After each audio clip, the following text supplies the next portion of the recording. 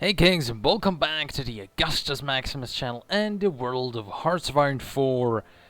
And it has been a hot minute, hasn't it? Yes, I haven't been that active over the last couple of months, but we're back playing my all-time favorite mod for Hearts of Iron 4, the Russia Reworked mod, and I think this mod is actually more relevant than ever, because we are soon gonna get the, well, soon, you know how Paradox works, right? So they announce something, and then it comes out like half a year later. Man, the guns. But yeah, we're playing the Russia Reworked mod, and we are now gonna go down the Tsarist path. And the Tsarist path is quite an interesting one. It's very similar to the Slavic Empire path that we've done, well, a while ago now, actually. But that we've done, well, as a first video featuring this mod. And it's very similar because it's more of a pragmatic approach, the whole issue of, well, political ideologies and everything like that. It's more of, well, return to tradition, basically. And as the, well, path suggests, we're gonna restore the Tsar, obviously, or a Tsar, because the Tsar, you know, isn't currently available because he has been disposed of by the, well, dastardly Reds, before they, well, right after they took power, but during the Civil War, but it was a slightly right after the Civil War. It's, you know, not entirely sure of the exact dates right now, but, you know, you get the idea. The Tsar isn't available, so we'll get some sort of Tsar from somewhere. We'll, you know, wheelbarrow him in, plop his wonderful crown on his head, and call him the Tsar. And it's probably going to be a Romanov, obviously. But that's the path for today. We're going to go with the Tsar.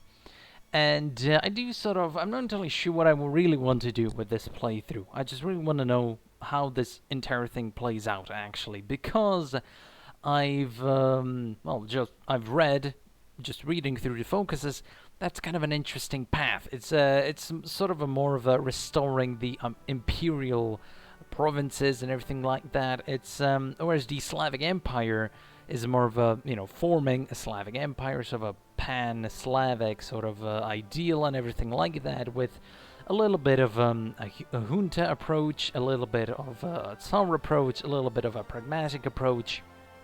The Tsar path is very much about restoration, restoring the imperial provinces, restoring past glories, everything like that.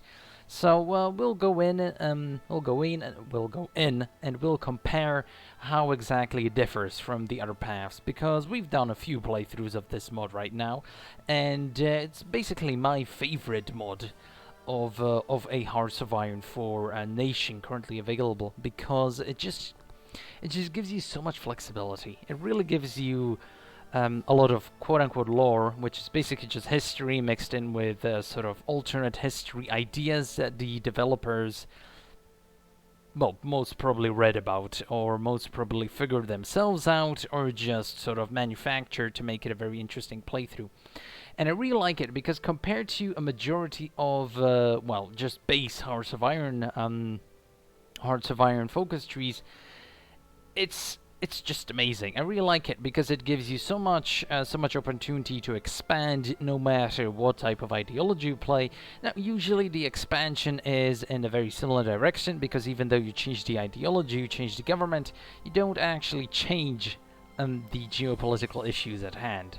You know what they say, no matter the government, you know, you always inherit the geopolitical situation and the borders of your nation, everything like that. It's basically what the communists ran face first into when they overtook the Duma, provisional government, and before that, Tsar government, everything like that. You always inherit the geopolitical issues and situation. So the situation very rarely actually changes all that much. What changes is the approach you take when dealing with the international situation, the geopolitical issues, and everything like that. So we're going to test out what exactly the Tsarist approach is in this video, because, well, it's just kind of fun, right? And I wanted to test out the Tsarist path for the longest time, but, well, we're going to test it out now. What's actually kind of interesting, now that I think about it, is that the third Rome path is well, it's a fascist path, right? It's a fascist path, even though the strongest claim of Russia being a third Rome is actually through the Romanovs, which that is kind of interesting. Now, you might say it's through the Romanovs because there's a direct connection between the Romanovs and the imperial line of the, no, very late Eastern Roman Empire, right before the fall, essentially. But you might also say that the Third Rome is most likely a continuation of the church, the culture, and everything like that of the Eastern Roman Empire, or quote-unquote the Second Rome, obviously, which is a continuation of the First Rome. Everyone understands that. So it's kind of interesting. And the sort of religion and culture line is usually what you see with, for example, Serbia claiming to be the Third Rome, and a majority of other nations that claim to be the Third Rome use. They either use geography, as it was with the Ottomans, or they use culture and religion, as it is with the majority of the other claimants. But with Russia, and more importantly with the royal family or the imperial family, there is actually a direct connection there. So it's sort of interesting. I think the Third Rome path, if you're going through just uniqueness that you have available to you when it comes to Russia, I'm kind of disappointed that the Romanovs or the Tsarist path didn't actually get a Third Rome option. That would have been actually kind of interesting, sort of a blend, maybe of a fash and of a Tsarist path, sort of a I don't know, fascist monarchy, fascist imperial something. I don't know, would have been kind of cool, right? But we don't actually get that. Instead, it's a strictly fascist path. And the Tsarist path is a strictly Tsarist imperial path, which is kind of cool. It's kind of understandable. And I think it was a decision that was maybe hard to make, but it would have been, I don't know. It's when you usually see these reworks of the Soviet Union, the Soviet tree, the Tsarist path is almost always strictly Tsarist, and the fascist path is always strictly fascist. That's the case in this mod as well, which is sort of understandable. Maybe people would get confused because, the Romanovs, the Byzantine Empire, quote-unquote Byzantine Empire, of course, like that's not a strong connection, whatever, blah, blah, blah. So I think it's much clearer to sort of delegate it to the Fash path, and I don't know, it's a long tangent, but what I'm trying to say is it would have been cool if there was a blend of some sort like that, maybe in some sort of future mod, or a rework of this mod, or a future DLC way ahead, where they additionally rework the Soviet path, or the Soviet focus tree, because possibly there's something like that in the works, who knows. But, well, within this long tangent, all I'm trying to say is that this mod is amazing, but there are a few ways that it could be even more amazing. But today we're gonna cover a path that is, well, amazing. It's also been done many other times, obviously, but I think this mod, just purely based on what we've seen so far, is probably going to be the best when it comes to actually trying to do something with the Tsarist family, because like in the Road to 56 and etc, except for like in the Name of the Tsar, which probably has one of the best Tsarist paths, basically, which is sort of obvious, but this tree for the Soviet Union is probably the best I've ever seen, and is obviously my favorite mod because of that. You don't usually see mods of this high quality when it only focuses on one nation, because, well, I don't know why. But well, this mod is quite cool, and we're gonna see what the Romanovs are all about this time. And here we go. Yep, there we go. The Second Civil War just fired, and it's gonna be the standard shtick. If you've seen some of the past videos that I've done on this mod specifically, which isn't the democratic path, obviously, like the Slavic Empire one and the Third Roman, you already know what's gonna happen. This civil war is absolutely brilliant for just grinding up your generals, and if you just have a tiny little bit of know-how when it comes to Hearts of Iron 4 and how the combat works, you don't need to do any of the puppet decisions before the civil war. because it actively hinders your future progress, everything like that. This civil war, while it takes a long time, is actually really good for you, and so I'm gonna skip it because it's just me grinding my generals to insane levels, which essentially is gonna make everything in the future much easier.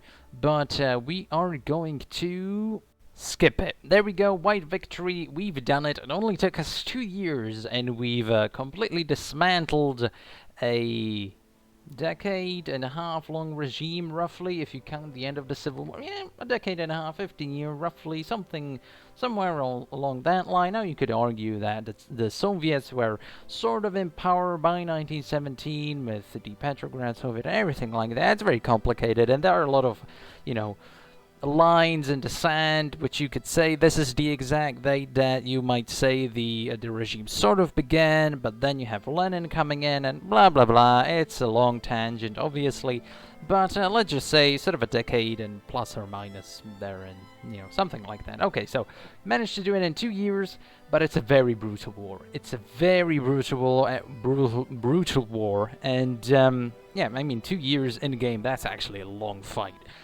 Sometimes the Second World Conflict, instigated by Germany, lasts roughly 2 years if you know what you're doing, and that's a very short time if even the USA is involved and everything like that. But yeah, managed to do it in 2 years, so it's 1938, still a very early game, but our generals are insane.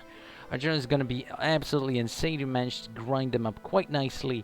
And that's all that's really necessary from the Civil War, the Second Civil War, because right now, while our industry is complete tatters, and we're gonna have to have a very steep hill to climb when it comes to actually attaining good industrial power, and well, equipment, research, everything like that, and a lot of good political advisors and everything like that, because you use most of your PP during the political power, during the Civil War to, you know, continually extend the buffs and continually buy equipment, because the White Army, the White Guard, the White Forces, whatever you want to call it, start off in a terrible position with a sort of a mess of an army, basically having all of the industrially weakest areas, and you continually fight through the best industrial areas, damaging them, and you have to now repair that damage, everything like that. But your generals are insane. You know, it's sort of a give and take as to which you consider to be the better option. Now, I do consider the grinded up generals to be the better option, because you can always rebuild that industry. However, you can't just out of nowhere during peacetime grind up your generals. Now you can send volunteers, obviously, but that's a very slow process of actually grinding up your generals. At most, I think the Soviet Union can set up basically, I think, like roughly 10 divisions. I'm not entirely sure. 10 divisions to the Spanish Civil War. But 10 divisions, that's like nothing. But if you're grinding up your generals in the Civil War, you have 2 years. And let's say you're playing without any mods. Now, here I am obviously playing with mods, but if you're playing without any mods, you have like 24 divisions to grind up. You know, that's obviously a much faster process than just doing with, you know, at most 10 divisions, here and there, a few conflicts, maybe send them to China, and, well, that's good for army XP, it's not good for the generals, that much, and everything like that. So it's I think that grinding up the generals is much more important than actually, you know, having a couple more military factories and civilian factories here and there. And you can actually go with the Tsarist route if you're not willing to grind up your generals and just give it a good old fight. You can obviously puppet like the Ukraine and the Caucasus regions and everything like that, but that's boring, and you don't get to grind up your generals that much, but you do retain a lot of the industry, but then you have to integrate it, so it's a long process. Yeah, it's always a give and take when it comes to these issues, but I do believe having insanely powered up generals just through pure stats is, it's kind of exploity to a point, because if you consider the downsides, obviously you lose a lot of manpower, but that's not necessarily an issue. But if you consider just the downsides that we face right now, we can completely rebuild our industry within the span of maybe half a year and a half at most. Because just as a baseline, you do have a lot of industrial power because you're playing Russia, you know. And you do have a lot of focuses which do rebuild the industry or make it a faster process. And obviously even the Tsarist path does give you a lot of opportunities to rebuild your industry. And even so, we have roughly 140 factories, 142 right now. So even so, we're actually in a pretty decent position. And even if we were attacked right now, because of pure stats, because of pure percentages of attack and defense that our generals have, even so, we'd be able to completely and absolutely stagnate the front and even push on to completely smash anyone that would try to assail us. But because nobody actually has a focus tree that allows them to go for an early war against the Soviet Union, we're completely safe. Completely safe. It's sort of exploity to view it this way, because if this was a completely different game, which would sort of take into account the relative power, and the AI would be able to analyze the relative power of your country versus their country and evaluate whether it was a good idea to attack you, or somehow start an offensive, something like that. That might be a different story, obviously, from a historical perspective. Right now, we wouldn't be in a very strong position comparatively. However, because I know that the AI doesn't necessarily do anything unless it's in the focus tree or through an event, I know there isn't really a focus that allows anyone surrounding us to go for a very early war on historical settings against the Soviet Union. I know that, so there's not going to be an early war against us at all. So we're actually completely fine. Now here we have an interesting decision. We can appease the communist sympathizers, or we could destroy them. Now this is a very interesting decision purely from a roleplay perspective, because you have to take into account that the bonuses that you get from appeasing them or destroying them. If you want to destroy them, I think it's actually a little bit faster but a little bit more brutal to do that. You do lose a few cores, your industry gets damaged, and you do lose, I think, a whole bunch of manpower, obviously. While appeasing them, ultimately it gives you quite a good bonus towards the end when it comes to political power and, I think, industry. But appeasing them is, I think, sort of the realpolitik choice, if you were to consider that. And right now, we're technically not Tsarist. We're technically not Tsarist. We are still a military junta. And this is a very interesting point, because even from a roleplay perspective and sort of the most beneficial perspective, I guess, the gameplay perspective, the realpolitik perspective, whatever you want to call it, I think actually appeasing the communist sympathizers is the most logical choice. Because, well, yeah, we have to do all of these, we have to do all of these decisions, and it requires quite a lot of political power and everything. It's yeah, it's quite the daunting task if you just look at it like this. But technically, I mean, from a roleplay perspective, we're still, the White Guard. We're still purely a military junta in charge, right? And if you take into account the sort of memories, of what led up to the initial takeover of the Bolsheviks and everything like that, the Russian Civil War, the deposition of the Tsar, and everything like that, it was mostly brutal crackdowns that didn't actually accomplish anything, and merely just sort of aggravated the people being repressed. And because those brutal crackdowns sort of, well, they proved to be sort of pointless in the end, right? Because the Bolsheviks won anyway. They even won, obviously the Civil War, which is a whole different beast, obviously. But in the end, they managed to win, even though there was no appeasing them, essentially, or not in a practical sense. So and even then, the brutal crackdowns of the Bolsheviks, if you consider this timeline that we were playing right now, didn't actually accomplish anything, because the White Guards, hey, they just rose up anyway and they then took over. So, from there we go. The Tsar challenges the military, and yeah, we're gonna go with the restoration, obviously, because this is a Tsarist playthrough. There we go.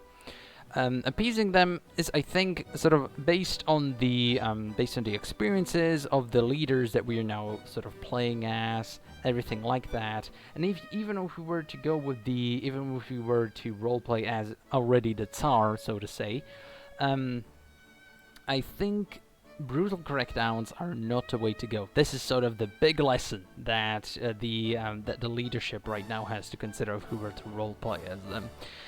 And so they might want to try and appease them. And this is something that you repeatedly see throughout history, that, especially within the 20th century, that even though a foreign power or some sort of political sort of ideology takes over a country, or takes over power within a country, and it's of a completely different ideology, for example, going from fascist to communist or something like that, or from communist to democracy, keeping and appeasing the people that were previously in charge and keeping them in influential positions, but maintaining that they don't rebel against you or appease them enough where they are willing to compromise their own beliefs, but keeping them because they're very efficient at their jobs or something like that. I think that's the big lesson of the 20th century, and the big lesson of the people that we are now role-playing as, is that, you know, appeasing them is actually ultimately the better path. Now, you might disagree, obviously, but within the gameplay perspective, the appeasing gives better bonuses for our economy and industry and our political power, and, well, all I'm trying to say is we're appeasing them because, I don't know, it's a cool mechanic. There we go. Long tangent ended. But here we go. We are about to, restoration of the Tsar. Absolutely beautiful. We are about to restore the Tsardom. Now, when it comes to, like, overtaking foreign countries and everything like that, we haven't actually done all that much. Our industry actually hasn't even increased all that much if you look at the factory numbers and everything like that. But I think, well, it hasn't been that long. You know, the Civil War ended in April, and right now it's February the following year, so I don't know. Maybe the junta is just really inefficient, and all they've done is appeasing. We don't actually have to do that. Yeah, right. Very nice. But there we go. Tsarist restoration. Let's look at him. Absolutely wonderful. Very good bonuses there. And, well, mostly just discounts, but that stability is gonna come in handy, that's for sure. And we're immediately gonna, well, mess with the Orthodox Church, because, or actually might do, well, that's also the church, that's the monasteries, yeah. So the Tsar comes in, the first thing he does is mess with the church. Now that's, yep, that makes sense. But, yeah, so hopefully now that Tsar is in power, we're gonna explode when it comes to industry, because as the White Guard, we haven't actually done all that much except appease the communists. Now, they do give really good bonuses, but, I don't know. I suppose it's an interesting step that you have to take, because you sort of have to either destroy the communists or appease them before you actually do anything else. And I think that's sort of interesting, because you think, or at least in a majority of focus trees, what you see is that you take over a country and it's yours. Bam! You know, all you have to do is keep them repressed or something like that. Even within the, like the Spanish Civil War, or like, for example, the Franco history, you don't actually go about immediately sort of, there's no reconciliation option, is what I'm trying to say. There's only suppressing. So I think that reconciling them and going back to a previous point and reconciliation, everything like that, sort of an interesting step that you absolutely have to take. Or destroying them, alternatively, obviously. So, I don't know, hopefully the Tsar is going to have a very different approach to doing things, because so far we haven't actually done all that much, right? I mean, compare this to the Third Rome, very similar. Well, there we go, we have gotten married, at least something. Well, that's something, I guess. But, in comparison to, for example, I don't know, let's say the monarchist Germany path, right? The first thing you do, obviously, Civil War, whatever, restoration of the Kaiser. Then immediately when you antagonize the Soviet Union and immediately start building a giant alliance against them. Now that's a very interesting take on the whole immediately coming into power and then doing things. But here what you see is that you take over power, and for like a year you do nothing except like try to rebuild the ashes that you've created, right? I mean, that's a very interesting take. It's well, the Spanish focus tree does something very similar, But except that you don't have to, rebuild the ashes. You can immediately, for example, as Franco, take over French North Africa, or as the Phalange, you can immediately just invade Portugal. It's the fact that they're trying to take it slower in this path, I think, is kind of interesting. It's kind of cool, and you would imagine that it's probably a lot more difficult to stabilize a country as big as Russia than it is to stabilize a country as relatively, comparatively, by just size alone, kilometers and everything like that. It's probably quite a bit easier to stabilize Spain, comparatively when it comes to size and population, everything like that, than it is to, stabilize the former Soviet Union or Russia.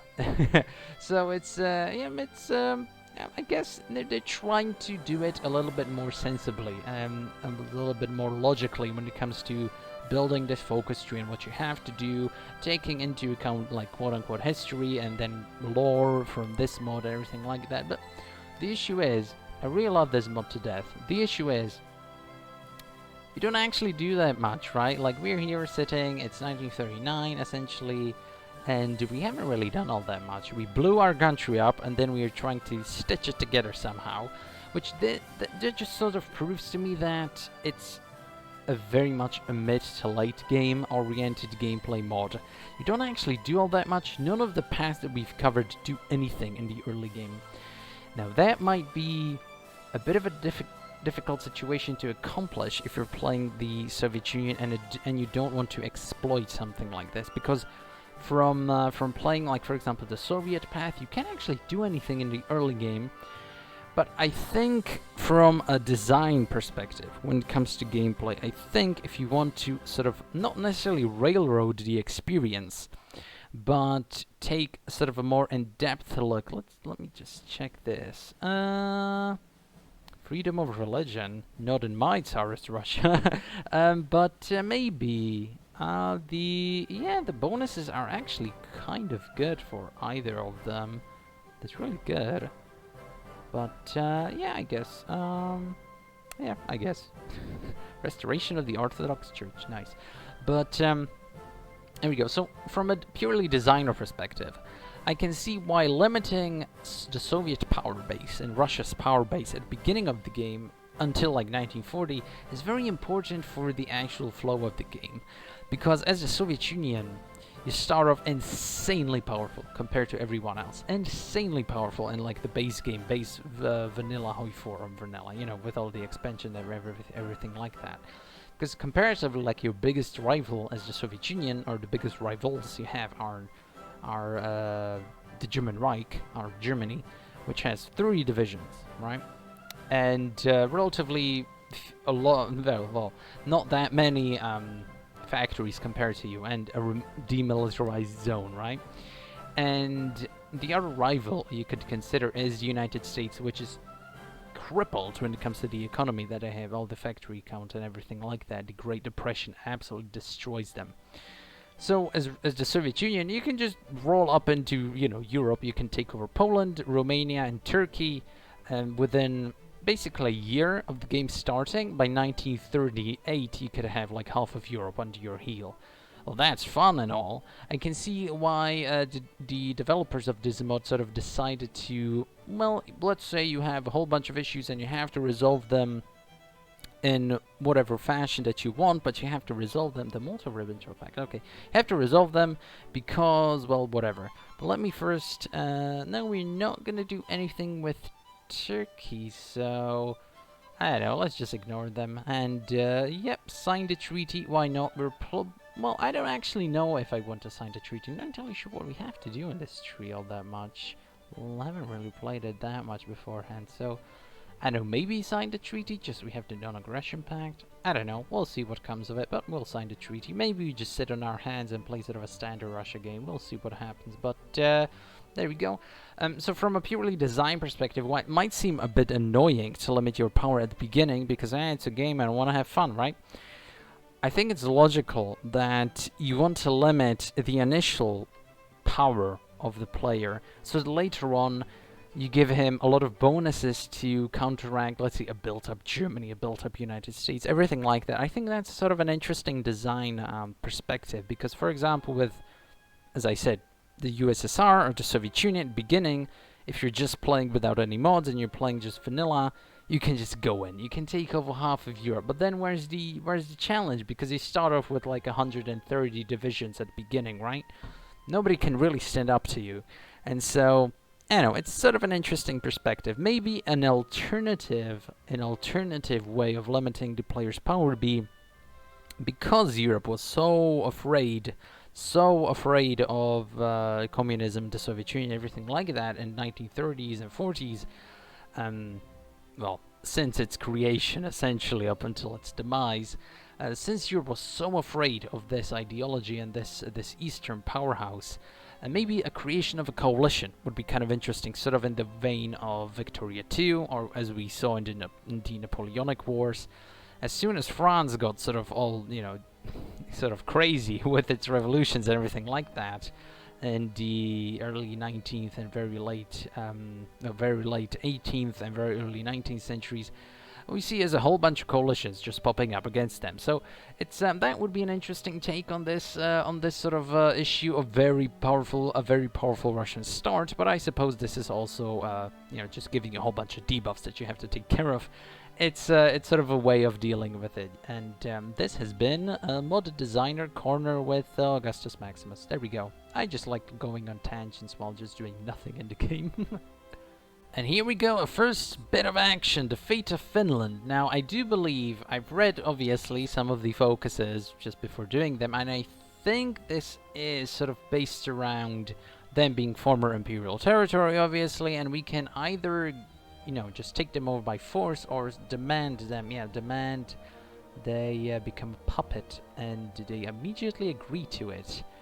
I think that's actually nice. I think that's nice, because in all the other focus tree paths, focus trees, whatever you want to call it, it's always invade Finland or demand stuff from Finland, right?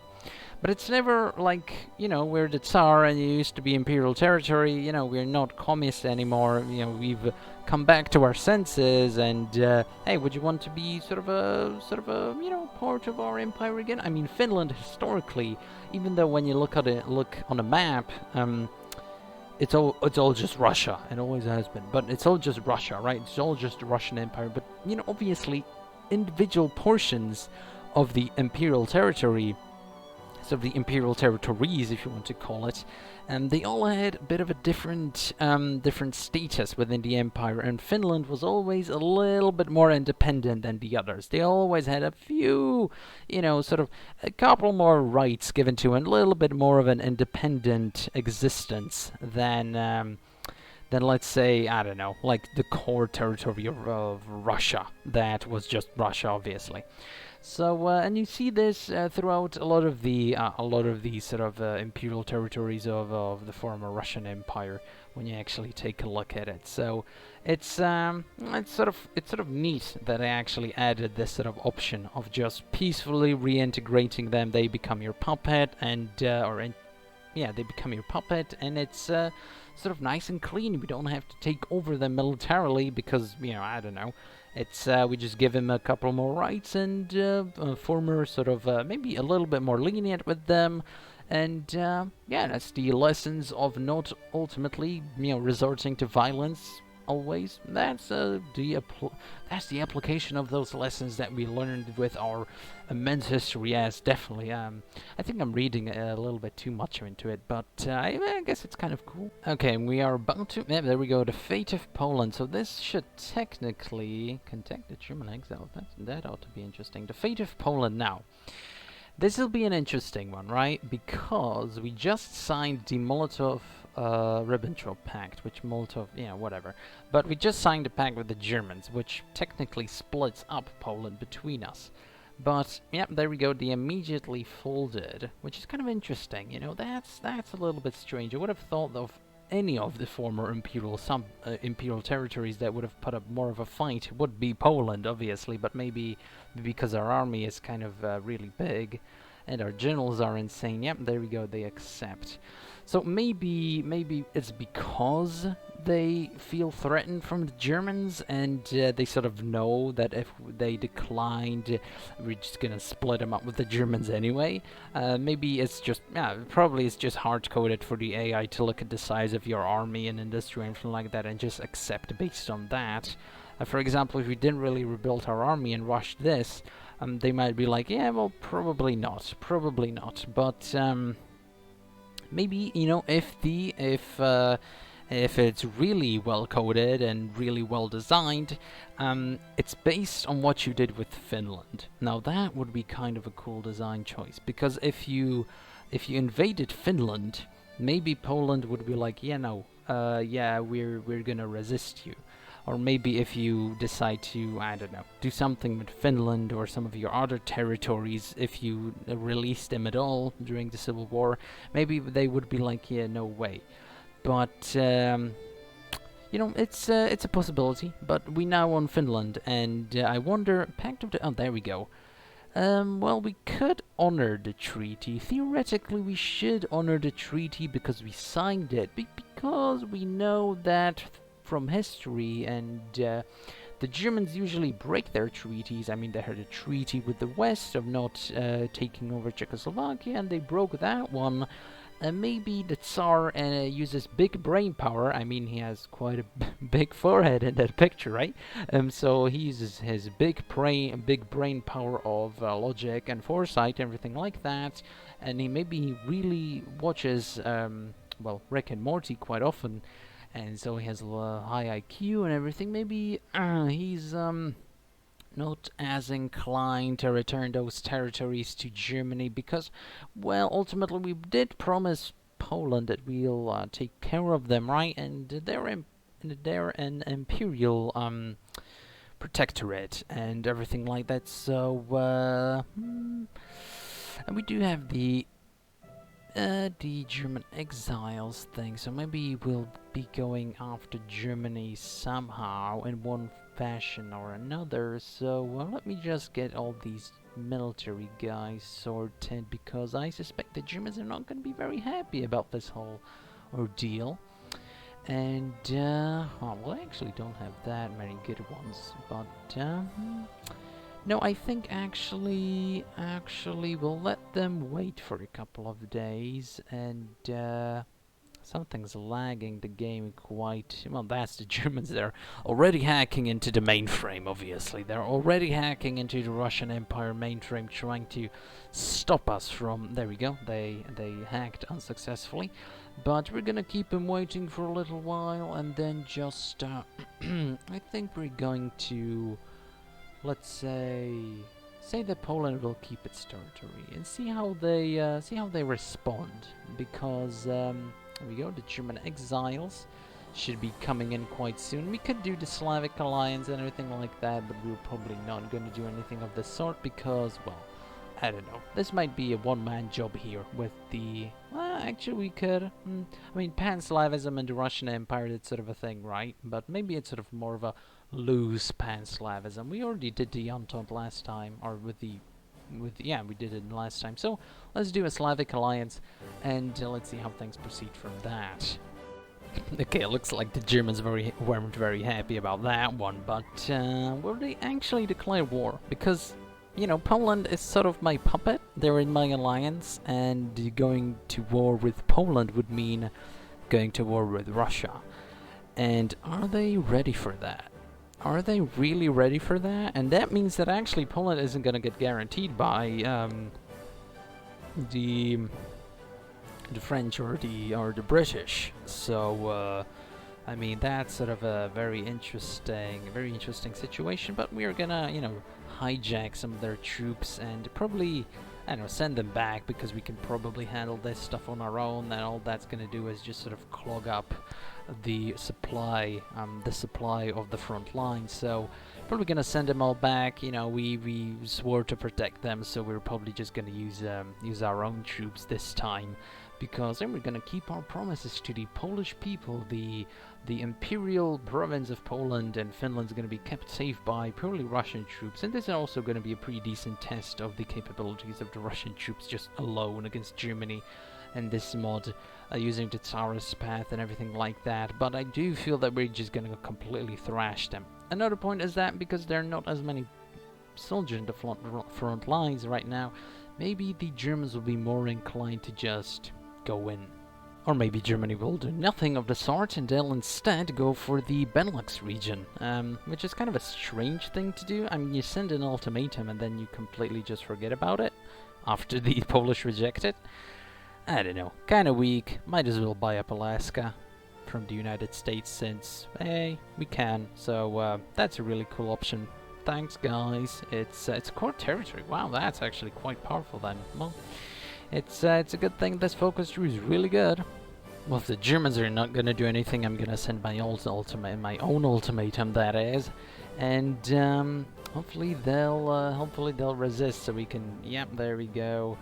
The German Reich resists, absolutely wonderful. We can puppet them, and Bulgaria refuses invitation to the Slavic Alliance. Well, that's kind of sad, but I think they would have agreed to something like this. I mean, historically speaking, they were quite Russophilic during this period of time, and well, they still are, obviously, or not obviously, but I do think that they're actually quite on good terms. But yes, we have to cancel the non-aggression pact. Ugh. I mean, what's the point of breaking a non-aggression pact if you actually have to meet requirements to break the non-aggression pact? Does just someone arbitrarily walk up to you and give you the terms of breaking a non-aggression pact? I'm pretty sure there are no specified requirements for breaking a non-aggression pact other than having a non-aggression pact and then breaking the non-aggression pact, but oh, that's just Hearts of Iron 4 for you, I guess. Okay, finally we can break it, and immediately declare war because they're completely pathetic. So for some reason, Germany, if you're playing this mod, is just really weak. I mean, maybe Poland is just incredibly powerful, and they do need the power from Poland to be actually able to do anything. But I've actually seen the Germans really perform all that well, even on the Western Front against just the Allies when playing with this mod. So I don't know. We're probably gonna decline all of this because I don't really need the Western Allies at all, and we're just gonna completely smash through the Germans here. And if you've seen the previous videos from me playing within this mod, which you should watch because, well, they're actually pretty decent videos, and the mod itself is actually pretty good, so be sure to check out the link in the description and play it for yourself, because it's actually quite a good mod, even for a historical or a non-historical playthrough, obviously. If you've seen these videos, you know we're just gonna completely and absolutely smash the Germans here, because, well, with pure stats, that's why the Civil War is so important, and because your generals are insanely powerful even in 1940, just when the Germans are starting to grind up their generals, we can just walk in, slap them through the face, and just say bye, and yeah, the generals being buffed up and insanely grinded up and everything like that just just gives you such an advantage through just percentages and stats alone. You don't even need like a big army or anything like that. If you have really insane generals, you win. But we're playing Russia, which has the biggest army in the entire European theater at this point and everything like that, so it's well, actually the Germans might actually have a bigger army, but they have to split it between two fronts, so actually, you know, within this region we definitely have the biggest army around, and well, needless to say, we're just gonna completely annihilate the entirety of the Axis. There we go, and because we have player-led peace conferences on, and because I believe we basically did everything in that war, I mean, the Allies didn't even, I don't know, they weren't able even to push in Italy, which is kind of a shame.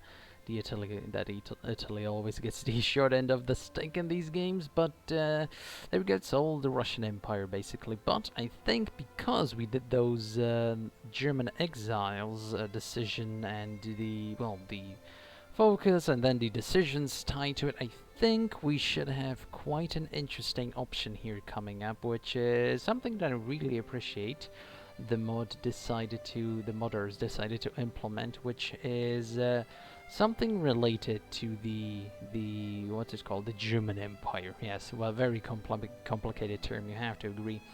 But we'll see about that. I'm not entirely sure what I want to do next, because this is usually when I leave off, but there should be some sort of bonus war, right? I mean, I don't know, maybe we'll go into Asia, because, well, the Russian Empire, we have a Tsar, which means Emperor, and, I don't know, might want to support maybe the Japanese or something like that. Could be cool, we'll see how things end up, but, rubber, man, that's the one bane of Russia. We never have enough rubber. We have enough of everything except rubber. But yeah, there we go, the defeat of Germany. Monarchy is the best thing ultimately for everyone. Absolutely. And that means that we will get to see a certain someone take charge in the German Empire. That's right, we're gonna see a German Empire and a whole bunch of puppets. Actually, this is quite powerful. So you take down the German Reich, and there we go, a whole bunch of puppets, and they're all well, basically, if you look at the map, the Russians just control everything, but we do have a few puppets from that, which is actually quite cool. Slavic alliance. Now, obviously, you know, the Germans aren't exactly Slavic, and neither are the Finns, but they're in our alliance, so the Slavic alliance as a name doesn't exactly work. But, you know, that's Hearts of Iron 4. So, let's see, we might want to go for either Manchukuo, or we might want to go for just China proper. We'll see about that one, but we haven't actually had a good proper war as the Russians against the Japanese yet, and that's kind of a shame, because it's quite an interesting conflict. The Russians don't really have a great navy, and while you completely dominate everyone when it comes to the land forces, don't have a really great navy, so you might want to go against Japanese, but I don't know. It's quite interesting. Let's see. Oh, there he is, Wilhelm II, and yep, America's restoration, blah blah blah. Absolutely wonderful. So the old guys are back in charge, and that's great. It's kind of a shame. I'm not entirely sure that that it would be. I don't know. It would be cool if there was an option to restore the Austro-Hungarian Empire, or just the Austrian Empire, some sort of Habsburg monarchy, but I don't know, I guess this is fine. Sort of the imperial sentiment of Austria-Hungary, I guess, is, well, I guess that's the German Empire sphere. If you look at their focus tree, they can do that. So for the Russians, it wouldn't make much sense. Plus, there's a clear sort of connection between the Romanovs and the line of, yeah, there we go. The line of the, well, the German imperial family. So yeah, actually yeah, there is. So between the Habsburgs and the Romanovs, there isn't really a connection. So it makes sense to restore the Germans, but it doesn't make sense. Fate of the Polish territory. Well, we did protect them, but seeing as the Germans are now our faithful allies, and we do want to give them, want to give them a good reassurance that we're gonna stay on the good side of the German imperial, well, lands and family, everything like that. Might want to give them back the German territory, but maybe the Poles will get angry. But I think this is, yep, a fine compromise. We're not gonna completely tear up Poland, but this is actually completely fine. I think, at least yeah, still a puppet, very nice. But yeah, I think this is just fine. Yep. A very strong alliance, by the way, if you think about it. Very strong alliance. I mean, we basically own the entirety of Central and Eastern Europe at this point, so I don't know, if we were to go for a world conquest, I guess this would be like the greatest point in the entire campaign. Like, if you want to go for a full world conquest, you just go for it from this point, right? There's basically no one stopping you, so you know, well, we'll see what we do with Asia. I'm already starting off, obviously, for a war goal with the Japanese because of North Sakhalin, and they never gave it back, everything like that, so I know, we'll see how things end up. Okay, I just checked in Japan. I was basically all of Asia. So yeah, let's go for that North Sakhalin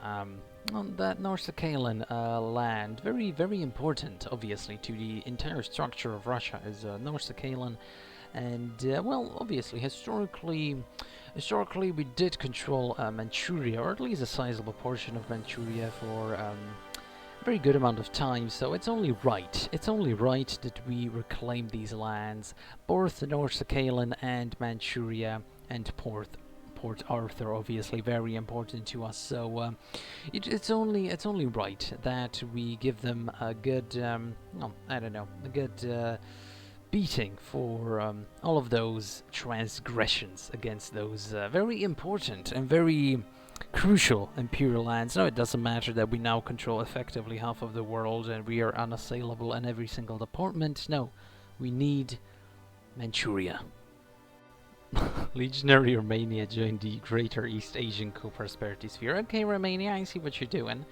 I guess you want Transylvania back, but that's not happening because, well, I just happen to have a very large amount of troops near your territory, and I'm gonna build a whole bunch more just for you, as a recognition of your extreme amount of power and strength and bravery. Most of all, very brave to do something like that. So, yeah, we're gonna have a bit of a party in your lands as well.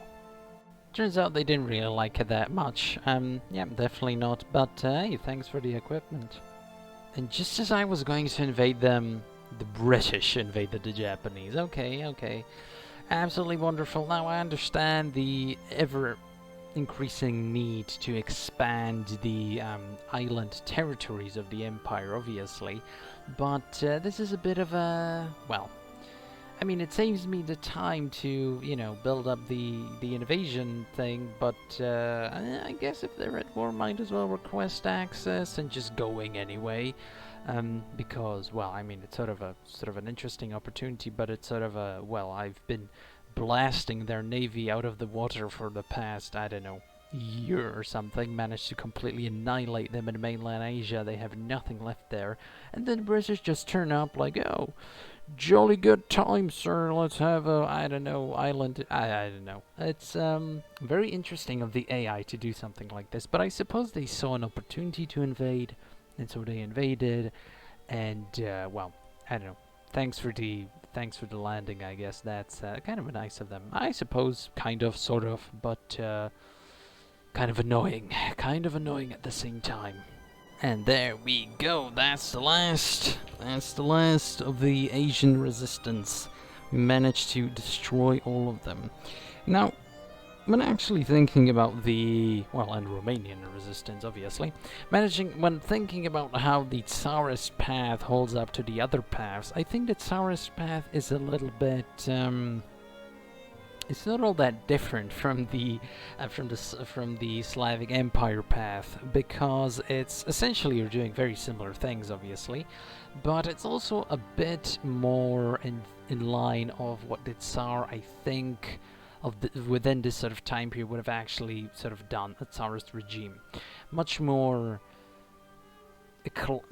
inclined to just peacefully try and reintegrate the lost imperial provinces than directly invading them and demanding the subjugation, as we saw with, for example, in history, obviously, the Soviet Empire, the Soviet approach. It's a bunch of ultimatums, everything like that, but with the Tsarist path, it's more of a reconciliation, I guess, would be the right term. Because sort of, I guess, the main threat of the communist Soviets was crushed, and so, you know, you have a whole bunch of attempts at just peacefully reintegrating them and buying up Alaska, sort of the restoration of the former imperial provinces, everything like that. So, kind of like a nice roleplay, and but ultimately you just end up being extremely overpowered anyway. So it's all, you know, it's all nice and fun. If I return to this mod, make another video out of it, I'll definitely take a look at the more historical Stalin approach, because I think at this point we've almost done all of the alternate history paths. The only one that's really left is the Greater Russia path, but that's basically just joining the Axis and going on a wild ride across the world with them. That's well, that's really interesting. It's sort of I don't know, it's not that unique to say the least, but hey Kings, thanks for watching, and see you next time. Hopefully you enjoyed.